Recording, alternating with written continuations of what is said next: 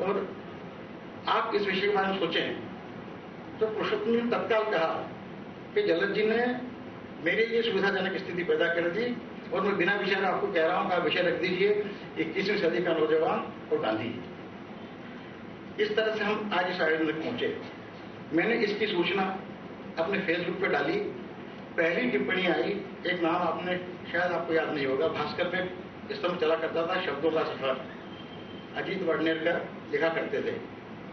वो आजकल भास्कर के मराठी संस्करण मी मराठी के औरंगाबाद का काम देख रहे हैं।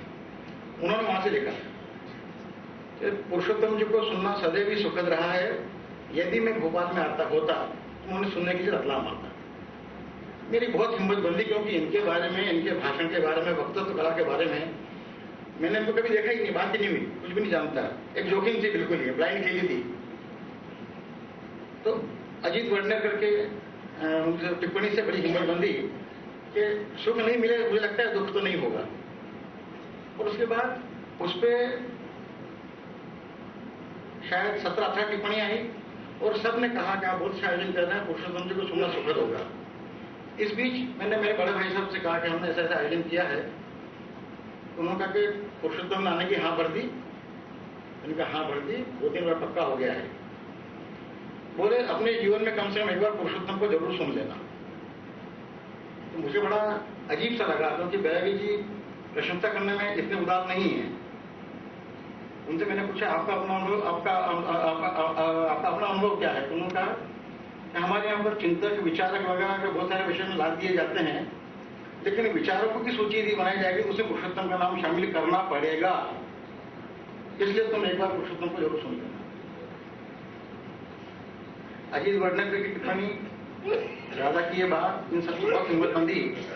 और अब जो भी होगा अच्छा हो, उसकी जिम्मेदारी, उसका शायद यश सुभाष भाई को है, जिनकी वजह से पुरुषोत्तम जी आए हैं, या फिर पुरुषोत्तम जी को यश होगा, या फिर गांधी को होगा। कुछ बुरा हो तो उसके लिए मैं जिम्मेदारी लेने को तैयार रहूंगा। मैं आपका अपराधी रहूंगा उस हालत में, और मैं चाहूंगा कि मुझे आपको सजा मिलने का मौका नहीं मिले। तो मित्रों, इस तरह से शायद हम यहाँ तक पहुंचे हैं। संस्था के बारे में काफी कुछ कहा जा सकता है। हम मिलने के लिए गए थे मैडम लक्ष्मी जैन से, विजय लक्ष्मी जी से।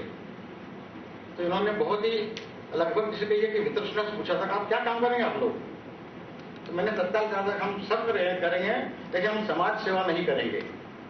इन्हें बहुत अच्छा लगा। इन्हें बोले फिर आप बैठिए, तसल्ली से बैठ के बात करते हैं। तो एक थोड़ी अटपटे वाला मामला, आपने किसी निमंत्रण पत्र में आर्थिक सहयोग की अपेक्षा का निवेदन कहीं नहीं देखा होगा आपने। हम लोगों ने वो भी किया है। हम हर तरह से, हर स्तर पर हिस्सेदारी चाहते हैं, तन मन धन से। केवल कह के या केवल पैसे से या केवल शुभकामना संदेश से काम नहीं चलता। इस तरह से आयोजन आज हुआ है। मैं ईश्वर से प्रार्थना कर रहा हूं कि आज का आयोजन सफल हो, और ऐसा सफल हो कि आज भी किसी ऐसे दूसरे आयोजन का बीजान पूर्ण हो जाए और हम लोग शायद कुछ अच्छी बातें देकर भी चलें। आप सबकी बड़ी मदद रही। आप सब सचमुच में निर्धारित समय पढ़ाते, इसके लिए बड़ी कृपा आपकी। मैं विदा लेता हूँ। बहुत बहुत धन्यवाद। नमस्कार। अध्यक्ष डॉक्टर जलद साहब, आज के कार्यक्रम के प्रमुख वक्ता प्रोफेसर पुरुषोत्तम अग्रवाल साहब, हम लोग में शामिल आप सब लोग, मुझे दायित्व सौंपा है कि मैं पुरुषोत्तम अग्रवाल साहब का जीवन परिचय आपके सामने प्रस्तुत करूं।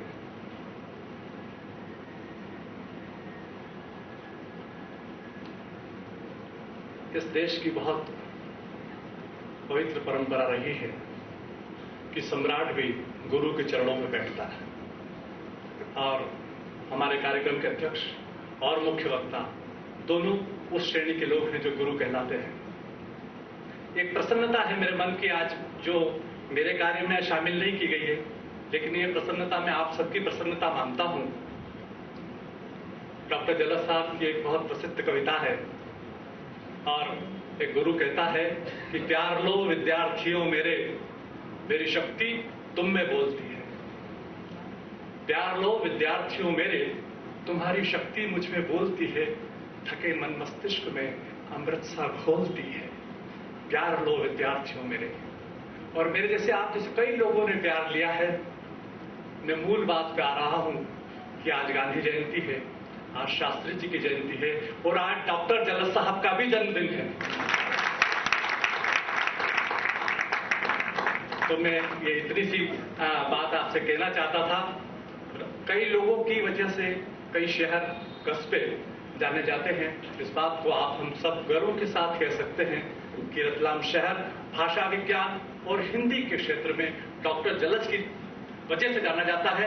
इनको शुभकामनाएं हम दे सकते हैं, यद्यपि ये उम्र मुझसे बहुत बड़े हैं। मैं चाहूंगा कि आप सब अपने अपने स्थान से खड़े हों और करतल ध्वनि के साथ अपने स्थान से खड़े होकर डॉक्टर जलद साहब की जन्मदिन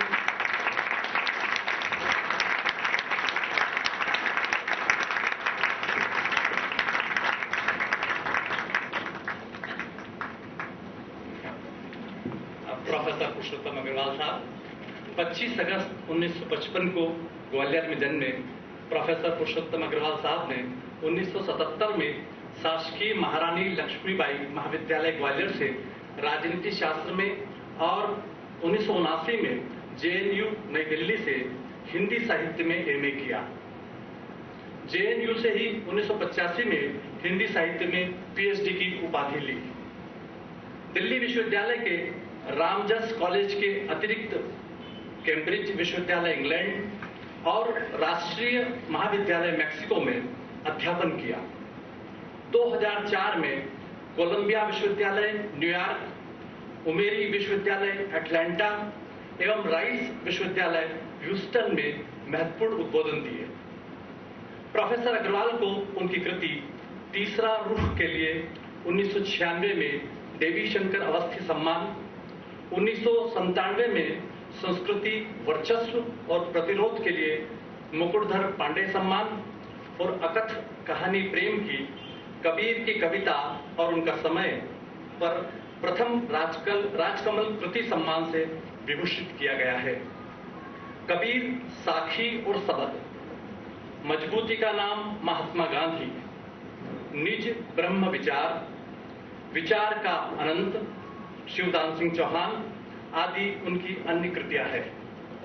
प्रोफेसर पुरुषोत्तम अग्रवाल साहित्य, संस्कृति और तमाम ताजा संदर्भों पर प्रतिष्ठित समाचार पत्रों तथा अकादमिक और लोकप्रिय पत्र पत्रिकाओं में हिंदी एवं अंग्रेजी में समान रूप से अधिकार के साथ लिखने वाले प्रखर टिप्पणीकार और अप्रतिम बुद्धिजीवी हैं। वे वामपंथी हैं, लेकिन उनकी दृष्टि और सोच किसी वाद तक सीमित नहीं है। इसलिए आश्चर्य नहीं कि वे कबीर तथा महात्मा गांधी तक सहज ही पहुंच सके। उनकी दृष्टि और सोच की आधुनिकता नितांत देशज आधुनिकता है। संभव तो यही कारण है कि देशज आधुनिकता के सिरमौर कृतिकारों महात्मा गांधी और कबीर ने उन्हें सर्वाधिक आकर्षित किया। उन्होंने इन कृतिकारों की नई दृष्टि से व्याख्या और मूल्यांकन किया। कबीर पर उनका चिंतन हमें हजारी प्रसाद द्विवेदी के लोक लुभावन चिंतन से भी आगे ले जाता है। प्रोफेसर अग्रवाल के बारे में एक छोटी सी बात और कि वे 2007 से संघ लोक सेवा आयोग के हिंदी के प्रथम विशेषज्ञ सदस्य हैं। पिछले दिनों अन्ना हजारे को मिले अभूतपूर्व जन समर्थन को देखते हुए आज प्रोफेसर अग्रवाल से सुनना और जानना कि 21वीं सदी के नौजवान खुद को गांधी से कैसे संबद्ध करते हैं, हम सभी के लिए एक विचारोत्तेजक और समृद्ध अनुभव होगा। मैं अपनी ओर से, हम लोग यानी आप सब की ओर से प्रोफेसर अग्रवाल से निवेदन कर रहा हूं, आए और इन्हें रफ्तार बख्श दे, आए और इन्हें रफ्तार बख्श दे। लम्हे ठहर गए हैं तुम्हारे इंतजार में। धन्यवाद। जलद जी, सुभाष जी, विष्णु जी, मेरे मित्र ओझा जी, गणमान्य मित्र, देवियों, सज्जनों, नौजवान, मेरे लिए ये बहुत ही गौरव का और सौभाग्य का विषय है कि मैं आप सभी जनों के सामने 21वीं सदी के नौजवानों की दृष्टि से या 21वीं सदी के नौजवानों के लिहाज से गांधी जी पर कुछ बात करने के लिए आमंत्रित हूं। और इस आमंत्रण के लिए मैं सचमुच बहुत आभारी हूँ। पिछले 2 दिन से यहाँ जो अपनापा मुझे हर स्तर पर मिल रहा है, जो सुख सुविधा और जो प्रेम आयोजक मित्रों की ओर से, प्रशासन की ओर से मिल रहा है, उसके लिए सचमुच इसके लिए मैं आप लोगों का सचमुच बहुत आभारी हूँ और उम्मीद करता हूँ कि अगले 30-40 मिनट या 50 मिनट, जितनी भी देर हम लोग बात कर सकें, क्योंकि गांधी जी का मामला हो तो मेरी थोड़ी ये कमजोरी है वामपंथी होने के बावजूद। ये बहुत मजेदार मुझे लगता है, जब भी मैं गांधी जी पर बोलता हूँ या गांधी जी पर लिखता हूँ तो लोगों को कुछ अजूबा सा लगता है कि वामपंथी गांधी जी पर क्यों बात करता है और इतने प्रेम से और इतने विचार के साथ क्यों बात करता है। इस पर मैं बात करूंगा। इस अजूबे में असल में हिंदुस्तान के वामपंथ की कुछ अजीब विडंबनाएं छुपी। जब लोग चकित होते हैं कि गांधी जी पर एक वामपंथी व्यक्ति या वामपंथी कहा जाने वाला व्यक्ति इस तरह क्यों बात करता है, तो उस चकित होने में मुझे कुछ गहरी विडंबनाएं नजर आती हैं, जिनकी चर्चा मैं अपनी बातचीत में करूंगा। बहरहाल, तो मामला कुछ ऐसा हो जाता है गांधी जी के प्रसंग में कि हरि अनंत हरि कथा अनंत। मैं बोलता रह सकता हूं घंटे भर तक, 1.25 घंटे तक। चूंकि पेशे से अध्यापक हूं तो अध्यापकों को आप जानती हैं कि 40 मिनट से कम की क्लास तो वैसे भी नहीं देते। और मैं ऐसा अध्यापक हूं जो पिछले 4 साल से नियमित रूप से बोलने के सुख से बच्चे थे। तो जहां भी आपको ऐसा लगे कि मैं ज्यादा ही कुछ आपका समय ले रहा हूं और उबार रहा हूं, निसंकोच संकेत कर दीजिएगा, मैं चुप हूं। क्योंकि बोलते बोलते पिछले 30-32 साल से एक सार्वजनिक व्यक्तित्व के नाते, पब्लिक इंटेलेक्चुअल के नाते, वक्ता के नाते मैं आपसे सच कहूं और इस रेखांकन के साथ ही शुरू करूं कि एक सीमा के बाद बोलना भी, कम से कम मेरे लिए, सुनने वालों के लिए हो या ना हो, मेरे लिए बोलना खासा उबाऊ हो जाए। विष्णु जी जैसे मित्र का आग्रह ना होता, गांधी जी का मामला ना होता, तो मैं आपसे स्पष्ट कहता हूं कि मैं संभव से आने से मना करता। मेरी कोई खास दिलचस्पी अब भाषण देने में और बोलने में नहीं रहती। विष्णु जी ने कहा कि यह कार्यक्रम भगवान की इच्छा का परिणाम है। भगवान की इच्छा के बिना तो खैर दुनिया में कुछ भी नहीं होता, लेकिन ज्यादा ठोस और व्यवहारिक रूप से यह कार्यक्रम नितांत आधुनिक तकनीक का परिणाम।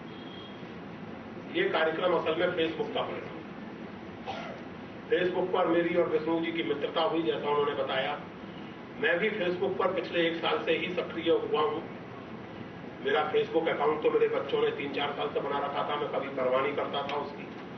पिछले साल भर से जरूर नियमित रूप से फेसबुक पर कुछ टीका टिप्पणी करता रहता हूं, जुड़ा रहता हूं। उसी क्रम में ये सारी बातचीत हुई और जिसका परिणाम है कि मैं आप लोगों के सामने यहां मौजूद। यहां मैं आया और इस कार्यक्रम के लिए आपके सामने उपस्थित हूं। जैसा मैंने आपसे कहा कि सुभाष जी, झलक जी और हमारे तमाम युवा मित्र विष्णु जी, जिनके व्यक्तित्व का एक पहलू यह है कि उन्होंने मुझे बहुत बाद में 3-4 बार बातचीत हो जाने के बाद फोन पर बहुत बाद में बड़े संकोच के साथ बताया कि मैं वैसे कभी किसी से कहता नहीं हूं, लेकिन अगर आपने बाल कबीर जी का नाम सुना हो। तो मैंने कहा मैं अज्ञानी तो हूं, ये तो मैं मानता हूं, लेकिन इतना अज्ञानी नहीं हूं जब मैंने बाल कबीर रागी का नाम ना सुना हो, और वो भी तब जबकि मेरा जन्म ग्वालियर में हुआ है। और मध्य प्रदेश की राजनीति में जो लोग सम्मान, लोकप्रियता और राजनीतिक ताकत तीनों से एक साथ संपन्न है, उन थोड़े से लोगों में से एक बाल कबीर है। राजनीतिक टिप्पणीकार में रहा हूं, इस पर आने के पहले इन बातों को जानता हूं। तो बोले कि मैं उनका भाई हूं। तो मैंने कहा ये तो एक और ही अद्भुत बात हो गई, और भी एक अपनापन इस कार्यक्रम में मेरे लिए आ गया। और फिर यहां आने पर जो इन्होंने बताया बाल कबीर जी की मुझ छोटे के प्रति जो धारणा है, जो राय है, मैं आप लोगों के माध्यम से यहां उपस्थित बाल कबीर जी को अपने प्रणाम पहुंचाता हूं, अपना धन्यवाद पहुंचाता हूं। मित्रों, जब इस कार्यक्रम की चर्चा फेसबुक पर हुई और मैंने कुछ लोगों को, मतलब मैंने अपने उस पर लिखा कि मैं रतलाम जा रहा हूं बोलने के लिए, तो मेरी उस एंट्री पर, मेरे उस स्टेटस पर 2-3 कमेंट हुए फेसबुक। उनमें से 3 कमेंट्स के साथ ही मैं अपनी बात शुरू करूं। एक युवा मित्र ने लिखा, एक बात बड़े बेढंगे और बुरे लगने की हद तक कहना चाहता हूं, क्योंकि कार्यक्रम में पहुंचाने में असमर्थ हूं। गांधी का मोह युवाओं को त्याग देना ही श्रेयस्कर है, और जो जीवन के तीसरे या चौथे पड़ाव में है, जाहिर है इशारा मेरी ओर है, उन्हें युवाओं को उकसाने का काम नहीं करना चाहिए, क्योंकि गांधी किसी भी स्तर पर तार्किक, वैज्ञानिक, यहां तक कि न्याय की किसी भी परिभाषा में शामिल है। मैंने इन मित्र की टिप्पणी पर तुरंत टिप्पणी की कि कार्यक्रम तक आपकी बात पहुंच गई, इससे तो आप निश्चित हैं। आप ये मत समझिए कि कार्यक्रम तक आपकी बात नहीं पहुंचेगी, क्योंकि मैं कार्यक्रम की अपनी बात की शुरुआत ही आपकी टिप्पणी करूंगा। वो मित्र अगर संयोग से रतलाम के निवासी हो या आसपास के, तो इस बात के लिए मुझे शाबाशी दे सकते हैं कि मैंने अपना वादा निभाया है, और मैं उनकी टिप्पणी से ही कार्यक्रम की शुरुआत करूंगा। दूसरी टिप्पणी एक ही वाक्य है, लेकिन काफी रोचक है। ये भी किसी युवा मित्र ने ही लिखा है। गांधीवाद विचारों का ब्रह्मचर्य अर्थात बंध्याकरण। वैचारिक रूप से गांधी जी या गांधीवाद आपको बांझ कर देता है, ये एक दूसरे मित्र की टिप्पणी। इसी के साथ एक और मित्र की टिप्पणी, आपका व्याख्यान नौजवानों के प्रति नकारात्मक नहीं होना चाहिए। इस नौजवान की चिंता मैं समझता हूं, और इसके जवाब में मैंने लिखा कि देखिए, वैसे नौजवानों को गरियाना बुढ़ापे का सोर्स और लक्षण होता है। जो व्यक्ति ये शुरू हो जाए कि ये पीढ़ी गई गुजरी है, नाकारा है, निकम्मी है, फैशन परस्त है, नालायक है, वो बड़ी सुविधा से ये भूल जाता है कि उसके पिताश्री उसके बारे में 20 साल पहले यही कहा था। तो जैसे ही आप 50 को पार करते हैं, इस तरह की बातें सहज रूप से मन में आने लगती हैं। तो इस बच्चे की चिंता जायज थी, उसे पता है कि मेरी उम्र 50 साल से ज्यादा है, तो उसको लगा कि आपका व्याख्यान नौजवानों के प्रति नकारात्मक नहीं होना चाहिए। मैंने उसको जवाब दिया कि एक तो अभी तक सौभाग्य से मैं उस अर्थ में बूढ़ा नहीं हुआ हूं, बल्कि हफीज जालंधरी के अमर शब्दों में मेरी जिद तो यह है कि अभी तो मैं जवान हूं, इसलिए नकारात्मकता का तो कोई सवाल ही नहीं। दूसरा उसने आगे जो लिखा वो बहुत महत्वपूर्ण है। The youth of my time understand that Gandhian principles are natural laws of life. We have to go back to it. Sorry sir, not go back, rather take it forward. ये टिप्पणी करने वाला भी एक मौजूद कि गांधी जी के विचारों में असल में जीवन के प्राकृतिक नियम निहित हैं। उनको समझने की और उन तक पहुंचने की, उन तक लौटने की, क्षमा कीजिएगा, लौटने की नहीं, बल्कि उनको आगे बढ़ाने की। ये सारी चर्चा मित्रों फेसबुक पर हुई है। और ये बात याद करते हुए मुझे एवलिन टॉफलर की वो किताब याद आई 1980 में, जो उन्होंने लिखी। एवलिन टॉफलर फ्यूचरोलॉजिस्ट हैं। ये शब्द पिछले 30-40 साल से दुनिया के एकेडमिक और पॉपुलर विमर्श में लोकप्रिय है, जो भविष्य की कल्पना करते हैं, भविष्य के बारे में लोगों को समझाते हैं, बताते हैं। असल में वो फ्यूचरोलॉजी के जनक माने जाते हैं, एवलिन टॉफलर। एवलिन टॉफलर की किताब जो 1980 में प्रकाशित हुई, इसका नाम है द थर्ड वेव, तीसरी तरंग या तीसरी लहर। और मानव इतिहास की उनकी व्याख्या यह है कि पहली महत्वपूर्ण लहर तब आई जब मनुष्य ने मकली का जीवन छोड़ करके सेटल्ड लाइफ आरंभ की, खेती और व्यापार का आरंभ हुआ, और इस तरह सभ्यता का आरंभ हुआ। टॉफलर के अनुसार दूसरी महत्वपूर्ण लहर तब आई जब औद्योगिक क्रांति हुई और दुनिया का नक्शा और लोगों के दिल, दिमाग, मिजाज में बुनियादी और क्रांतिकारी परिवर्तन। टॉफलर के अनुसार तीसरी लहर 1960 के आसपास आई है। किताब वो 1980 में लिख रहे हैं, और उसको वो कहते हैं कि ये लहर कंप्यूटर और इंफॉर्मेशन टेक्नोलॉजी की है। और अब दुनिया वैसी नहीं रह जाने वाली है जैसी औद्योगिक क्रांति के बाद पिछले 200-250 सालों में रही है। दुनिया क्रांति